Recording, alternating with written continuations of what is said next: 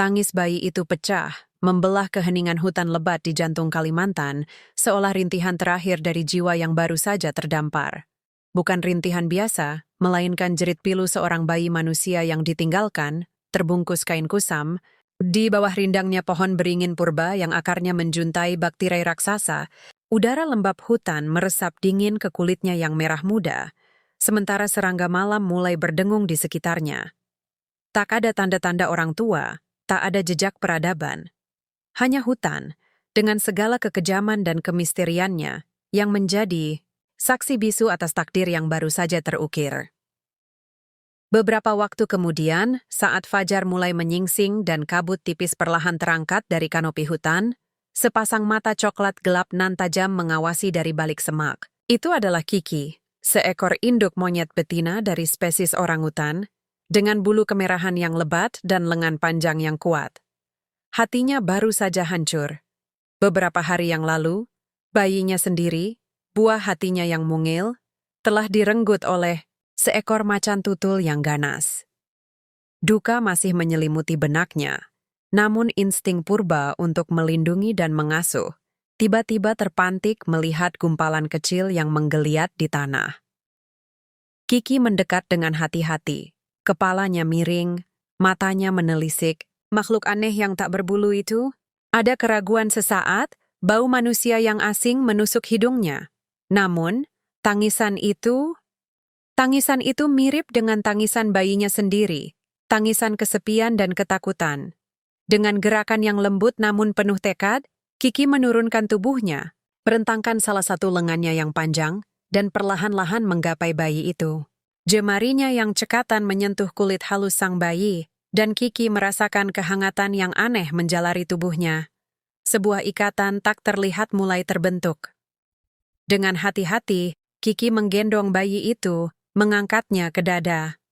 Bayi itu, entah bagaimana merasakan kehangatan dan kelembutan sentuhan itu, tangisnya mereda menjadi isakan pelan. Kiki membawanya naik, melintasi dahan-dahan kokoh, menuju sarangnya yang terbuat dari anyaman daun dan ranting di puncak pohon yang tinggi. Di sana, dikelilingi oleh dedaunan rimbun yang menjadi pelindung, Kiki mulai merawat bayi manusia itu seperti bayinya sendiri. Dia mengajarinya bagaimana menggenggam erat bulu di punggungnya saat dia melompat, bagaimana menunjuk ke arah buah-buahan yang matang, dan bagaimana membedakan suara-suara berbahaya dari hutan.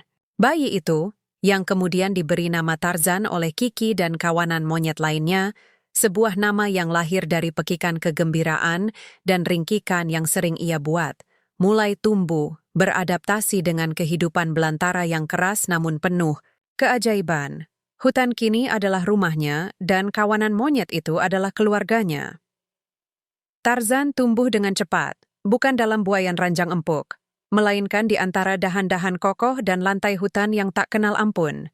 Kiki, dengan sabar dan penuh kasih, mengajarinya segala yang dibutuhkan untuk bertahan hidup. Bukan sekadar mencari makan, melainkan memahami bahasa hutan. Tarzan belajar membedakan derit ranting yang diinjak mangsa dari gesekan dahan yang diayun angin. Dia mengenal setiap aroma, dari bunga yang mekar hingga bau keringat predator yang mengintai. Dia belajar cara memanjat pohon setinggi langit dengan kecepatan dan ketangkasan seekor kera, melompat dari satu dahan ke dahan lain, berayun di lilitan akar dan sulur bak penari akrobat. Makanan mereka adalah buah-buahan hutan yang matang, pucuk, daun muda yang lembut, serangga kaya protein, dan terkadang hasil buruan kecil yang berhasil ditangkap oleh anggota kawanan monyet. Air bersih ditemukan dari sela-sela bebatuan atau genangan hujan di cekungan daun. Tarzan tidak pernah merasa lapar, meskipun ia harus bersaing dengan monyet-monyet lain untuk mendapatkan bagiannya. Ia belajar tentang hierarki dalam kawanan, tentang bagaimana pemimpin monyet jantan, yang perkasa dan bijaksana, mengatur dan melindungi kelompok. Kulitnya menjadi coklat gelap dan tebal, terlindungi dari sengatan matahari dan gigitan serangga. Otot-ototnya terbentuk kuat dan lentur, hasil dari aktivitas fisik tanpa henti.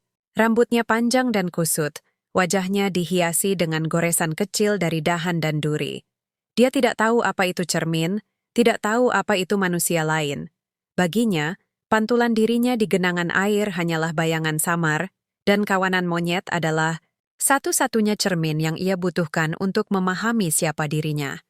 Ia adalah bagian dari mereka, seekor monyet berbulu aneh yang bisa berdiri tegak. Pekikan dan ringkikan khas monyet adalah bahasanya. Tawa riang dan sorot mata penuh ingin tahu adalah ekspresinya.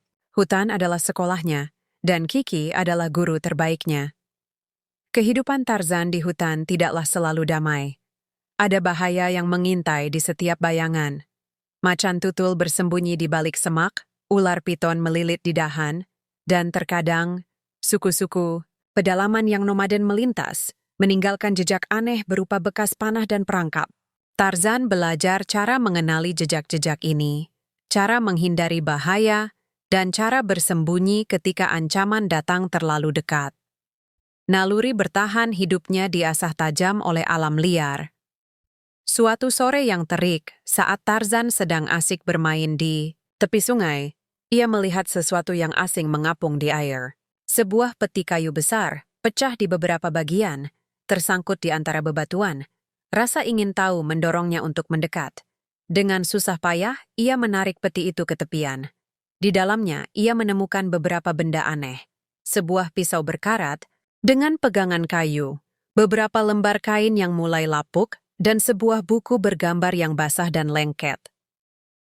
Tarzan membalik-balik lembaran buku itu dengan hati-hati. Gambar-gambar di dalamnya, gambar manusia, bangunan, dan benda-benda yang belum pernah ia lihat, membuatnya bingung sekaligus penasaran. Ia meniru bentuk-bentuk aneh yang tercetak di kertas, menelusuri garis-garis dengan jarinya. Pisau itu, setelah ia bersihkan dengan daun, ternyata tajam. Ia menggunakannya untuk memotong buah, mengupas kulit kayu, dan bahkan mengukir dahan.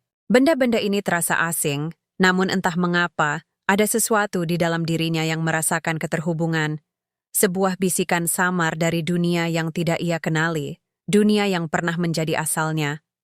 Kiki dan kawanan monyet hanya menatapnya dengan heran, tidak memahami makna dari benda-benda aneh yang ditemukan Tarzan. Namun, mereka membiarkannya, karena Tarzan adalah bagian dari mereka, dan apapun yang menarik perhatiannya, mereka biarkan saja. Seiring Tarzan tumbuh dewasa, perbedaan fisiknya dengan kawanan monyet semakin nyata. Meskipun ia gesit dan kuat, berit spirca meraken, Doya Medak memiliki bulu lebat, wajahnya lebih rata, dan ia bisa berdiri tegak sepenuhnya. Terkadang, ia mencoba meniru suara-suara kompleks yang ia dengar dari burung atau serangga, menciptakan melodi yang aneh dan berbeda dari pekikan monyet. Ia mulai menyadari bahwa ia adalah makhluk yang unik di antara kawanannya. Rasa ingin tahu mendorongnya untuk menjelajahi hutan lebih jauh, seringkali sendirian, untuk menemukan sesuatu yang lain, sesuatu yang mirip dengannya. Ia menghabiskan berjam-jam mempelajari benda-benda yang ia temukan di peti, terutama buku bergambar itu.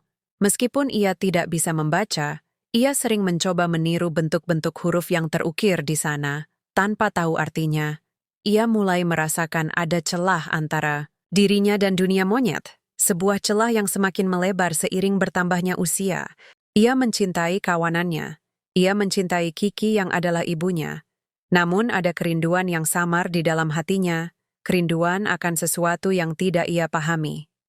Suatu hari, saat sedang berayun di pohon, Tarzan melihat bayangan dirinya di permukaan, danau yang tenang. Ia membandingkan bentuk tubuhnya dengan bentuk tubuh monyet yang sedang minum di tepian.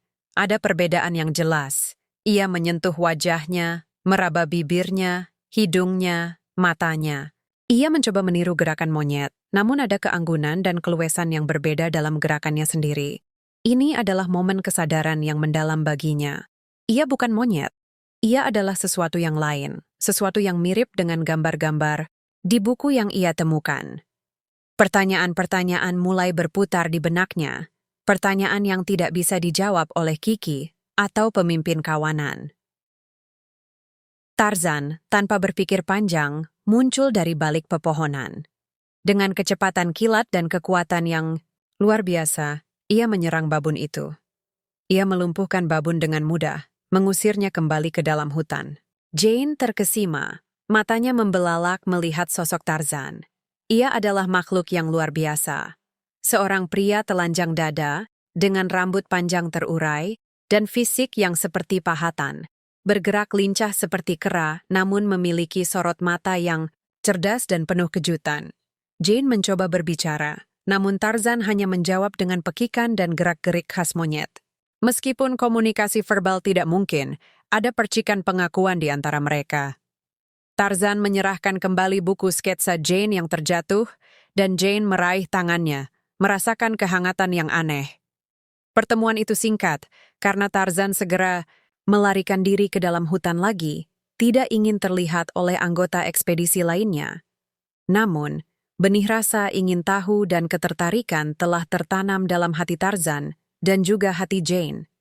Ia kini tahu bahwa ada dirinya yang lain di hutan ini, sebuah misteri yang harus dipecahkan. Bertahun-tahun berlalu, dan Tarzan, kini seorang pemuda dengan fisik yang sempurna, hidup dalam harmoni dengan hutan, namun rasa penasaran terhadap asal-usulnya tak pernah padam. Suatu siang yang cerah, saat ia sedang berburu, sebuah suara aneh yang belum pernah ia dengar memecah keheningan hutan. Suara itu bukan raungan binatang buas, bukan pula derit pohon. Itu adalah suara mesin, sebuah dengungan rendah yang semakin lama semakin jelas. Tarzan segera menyelinap ke balik semak belukar, naluri berburunya mengambil alih, namun kali ini ia adalah pengamat, bukan pemburu. Melalui celah dedaunan, ia melihat pemandangan yang luar biasa, sebuah perahu besar yang terbuat dari kayu dan logam, bergerak perlahan menyusuri sungai. Di dalamnya, ada beberapa makhluk yang mirip dengannya, manusia. Mereka mengenakan pakaian aneh, membawa kotak-kotak dan peralatan yang berkilauan. Jantung Tarzan berdebar kencang. Inilah pertama kalinya ia melihat lebih banyak dirinya secara langsung. Ia mengamati setiap gerakan mereka, setiap ekspresi wajah, setiap suara yang mereka keluarkan. Kelompok itu adalah ekspedisi ilmiah yang dipimpin oleh seorang profesor bernama Archimedes Porter, putrinya yang cerdas dan cantik, Jane Porter, serta seorang pemburu besar yang sombong, Clayton. Mereka datang untuk mempelajari flora dan fauna langka di hutan tersebut.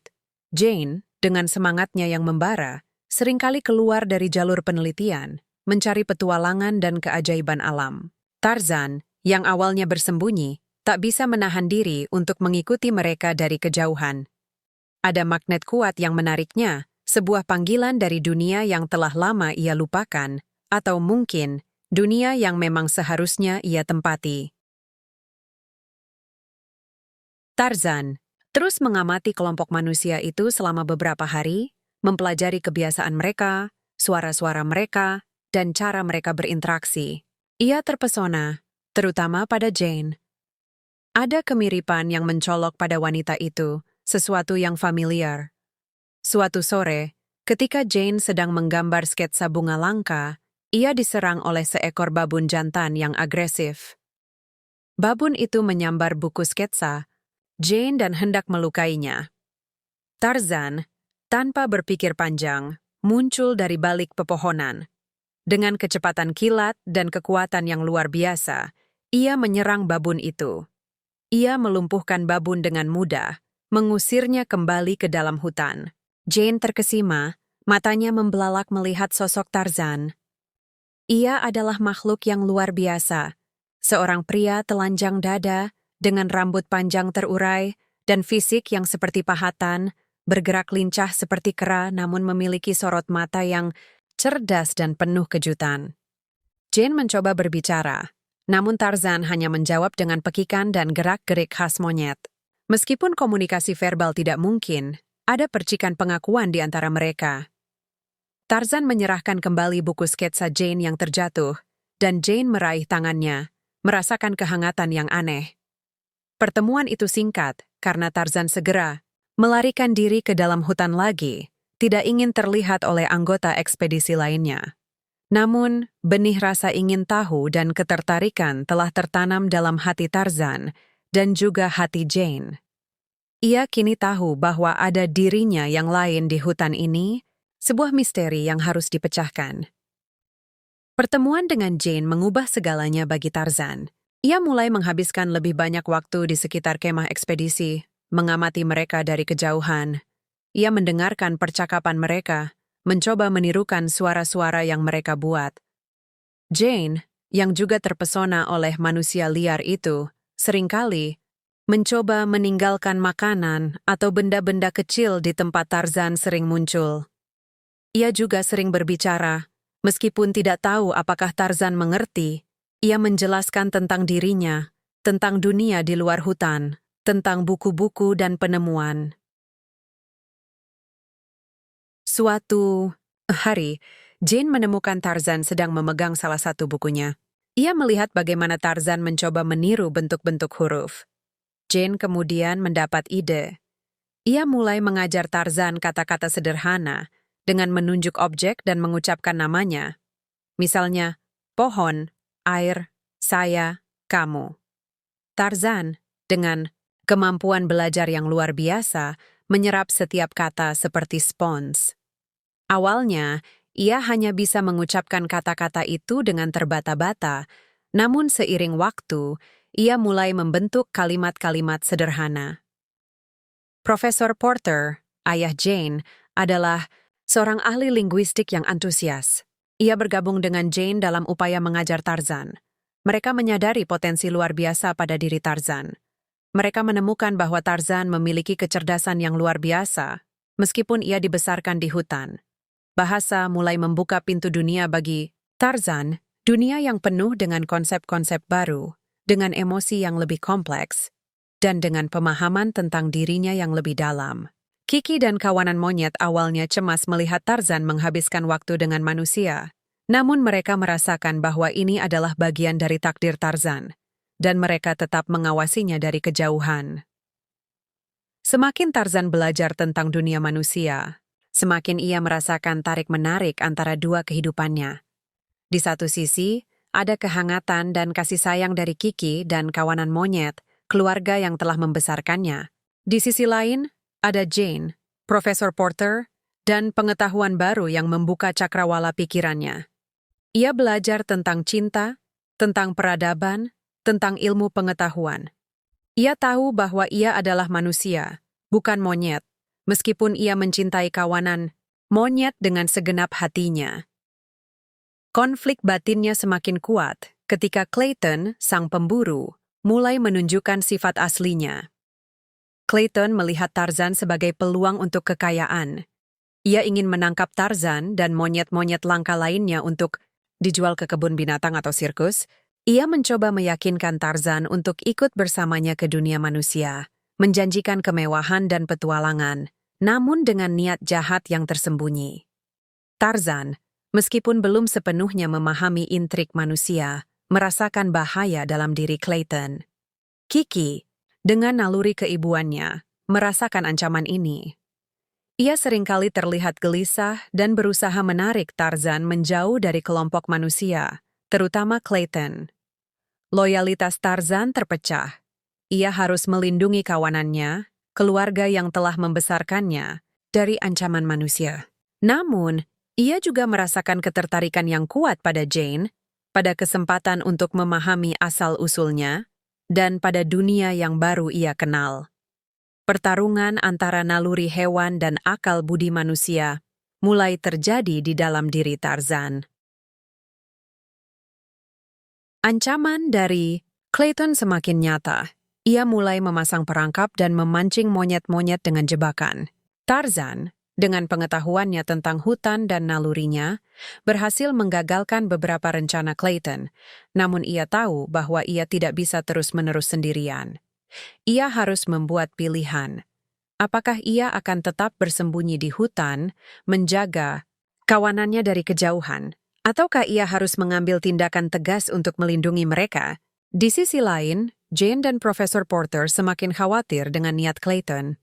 Mereka melihat kebaikan dan kemurnian dalam diri Tarzan, dan mereka tidak ingin ia disakiti atau dimanfaatkan. Jane, dengan penuh kasih sayang, mencoba meyakinkan Tarzan untuk ikut bersamanya ke Inggris, ke dunia manusia, di mana ia bisa belajar lebih banyak. di mana ia bisa hidup sebagai manusia seutuhnya. Tawaran ini sangat menggiurkan bagi Tarzan, sebuah kesempatan untuk memahami siapa dirinya yang sebenarnya. Malam itu, Tarzan duduk sendirian di puncak pohon tertinggi, memandangi bintang-bintang yang bertaburan di langit. Di bawahnya, ia bisa mendengar suara pegikan monyet dari kawanannya yang sedang tidur. Di kejauhan, ia bisa melihat cahaya obor dari kemah ekspedisi manusia. Dua dunia, dua pilihan, dan satu hati yang bimbang. Kiki, dengan lembut, mendekatinya, menatap matanya dengan penuh pengertian. Kiki tahu bahwa Tarzan adalah bagian dari dunia yang lebih besar dan meskipun berat, ia harus melepaskan Tarzan untuk menemukan takdirnya. Tarzan akhirnya mengambil keputusan. Ia akan melindungi kawanannya. Dengan bantuan Jane dan Profesor Porter, Tarzan menyusun rencana untuk mengalahkan Clayton. Mereka berhasil mengungkap niat jahat Clayton kepada kru kapal dan para pekerja. Pertarungan sengit terjadi di antara pepohonan, di mana Tarzan, dengan kekuatan dan kelincahannya yang luar biasa, menghadapi Clayton. Pertarungan itu mencapai puncaknya di puncak pohon, di mana Tarzan berhasil melumpuhkan Clayton meskipun dengan pengorbanan. Setelah Clayton ditangkap dan dihadapkan pada hukum, suasana di hutan kembali tenang. Tim ekspedisi, termasuk Jane dan Profesor Porter, bersiap untuk kembali ke Inggris. Momen perpisahan tiba. Tarzan berdiri di antara Jane dan Kiki, menatap kedua sosok yang telah menjadi ibunya, dalam arti yang berbeda. Jane, dengan air mata di matanya, menawarkan Tarzan untuk ikut bersamanya. Ia tahu bahwa Tarzan adalah manusia, dan ia berhak mendapatkan kehidupan di dunia manusia. Namun, Tarzan telah menemukan keseimbangan dalam dirinya. Ia menyadari bahwa rumahnya bukan hanya satu tempat, tetapi dua dunia yang telah membentuknya. Ia adalah manusia, ya. Namun ia juga adalah anak hutan, dan ia memiliki tanggung jawab terhadap kawanan yang telah membesarkannya. Ia mendekati Jane, menggenggam tangannya, dan mengucapkan kata-kata yang telah ia pelajari. Tarzan, ada di sini. Rumah. Tarzan memutuskan untuk tetap di hutan, namun tidak lagi sebagai monyet yang terisolasi. Ia menjadi pelindung hutan, jembatan antara dunia manusia dan dunia alam liar. Ia masih sering bertemu dengan Jane dan Profesor Porter yang berjanji akan kembali. Kiki, dengan bangga, melihat Tarzan tumbuh menjadi pemimpin yang bijaksana yang memahami kedua dunia. Tarzan akan selalu menjadi anak dari hutan, namun ia juga telah menemukan kemanusiaannya, sebuah identitas unik yang lahir dari cinta dan pengorbanan. Kisah Tarzan adalah tentang menemukan keluarga, memahami diri sendiri, dan menyatukan dua dunia yang berbeda dalam satu jiwa yang utuh.